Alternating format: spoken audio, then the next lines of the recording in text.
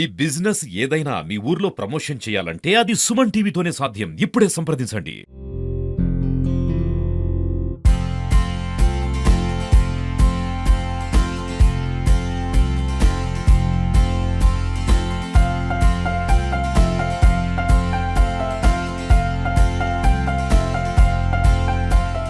శ్రీ గురుభ్యో నమః.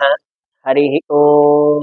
ఏకదంతం చతుర్హస్తం వక్రతుండం గజాననం లంబోదరం శూర్పకర్ణం విఘ్నరాజం భజామ్యహం. శ్రీ మహాగణాధిపతయే నమః.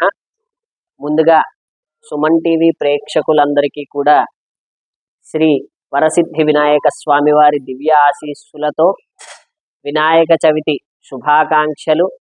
ఈ వినాయక చవితి నాడు మీకు మీ కుటుంబ సభ్యులకు అందరికీ కూడా ఆ వరసిద్ధి వినాయక స్వామి వారి యొక్క పరిపూర్ణ అనుగ్రహం కలగాలని, స్వామివారి యొక్క చల్లని ఆశీస్సులు మీ అందరి మీద ప్రసరింపజేయాలని కోరుకుంటూ ఈ సుమన్ టీవీ మాధ్యమం ద్వారా మనమంతా కూడా ఈ వినాయక చవితి గురించి కొన్ని విషయాలు తెలుసుకునే ప్రయత్నం చేద్దాం.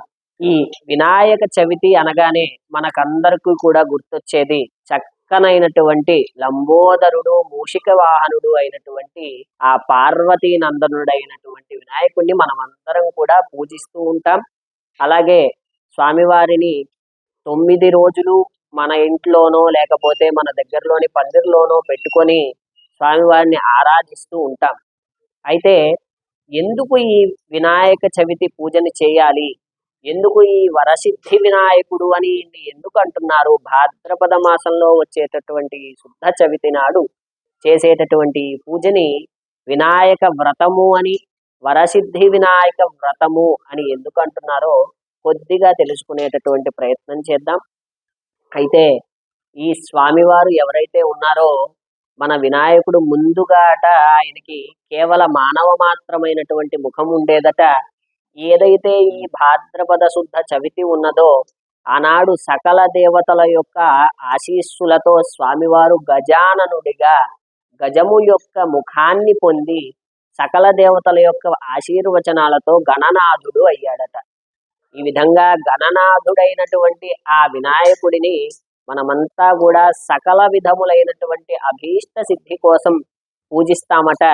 అలాగ ఎవరైతే స్వామివారిని ప్రార్థిస్తారో వారందరికీ కూడా వారి యొక్క అభీష్ట సిద్ధిని కలగజేస్తాడు. కాబట్టి స్వామివారిని వరసిద్ధి వినాయకుడు అని చెప్పి ఈనాడు మనం పూజ చేసుకుంటూ ఉన్నాం.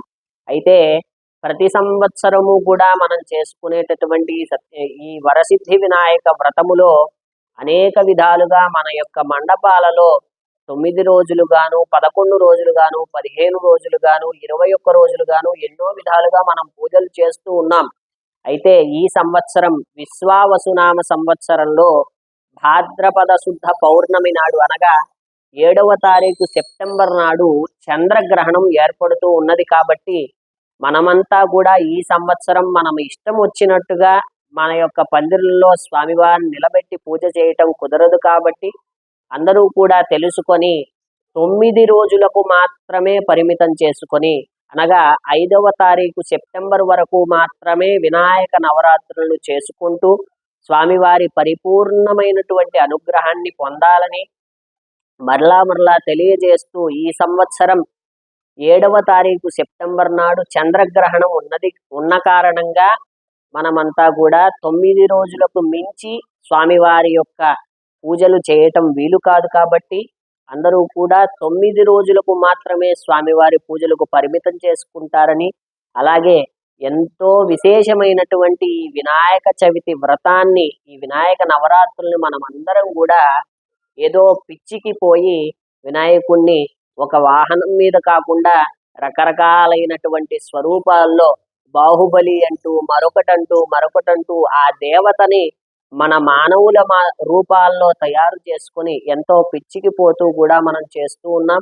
ఇవంతా కూడా మానేసి చక్కనైనటువంటి స్వరూపంతో ముందు చెప్పుకున్నట్టుగా ఏకదంతం చతుర్హస్తం వక్రతుండం గజాననం లంబోదరం విఘ్నరాజం భజామ్యహం అన్నట్టుగా ఏకదంతముతోటి 4 చేతులతో చక్కగా మూషిక వాహనుడై కూర్చొని ఉన్నటువంటి ఆ స్వామిని చక్కనైన స్వరూపంలో కేవలమాత్రమైన మట్టి ప్రతిమతో మాత్రమే పూజించాలని, అనేక విధాలైనటువంటి ఈ రోజుల్లో మనమంతా చూడబోతే ప్లాస్టర్ ఆఫ్ ప్యారిస్ అంటారట, అదేదో విషతుల్యమైనటువంటి ఒక ఆ ద్రవ్యాన్ని మనమంతా కూడా ఉపయోగిస్తున్నాం. దీనివల్ల కేవలం మనము మాత్రమే నష్టపోవట్లేదు, అనేక విధాలైనటువంటి పశుపక్ష్యాదులన్నీ కూడా నష్టపోతున్నాయని తెలుసుకొని ఆ విష పదార్థ రహితముగా మట్టి గణపతిని పూజించి స్వామివారి పరిపూర్ణమైనటువంటి కృపను మనమందరం కూడా పొందాలి.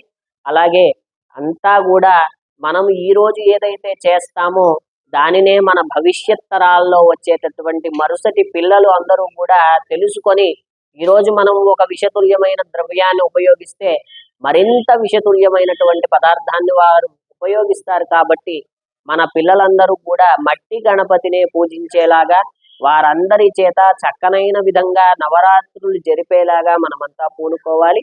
కాబట్టి అందరూ కూడా చక్కగా ఈ విధానాలను అనుసరిస్తూ మరలా తెలుసుకోండి. 7వ తారీఖు భాద్రపద శుద్ధ పౌర్ణమి నాడు గ్రహణం ఉన్నది. కాబట్టి ఈ సంవత్సరం 9 రోజులకు మించి స్వామివారి పూజలు జరపడం కుదరదు. కాబట్టి అందరూ కూడా చక్కగా స్వామివారి యొక్క పూజలు జరిపి ఆ వరసిద్ధి వినాయకుడి యొక్క పరిపూర్ణ అనుగ్రహాన్ని పొందుతారని కోరుకుంటున్నాం. జై శ్రీరామ్.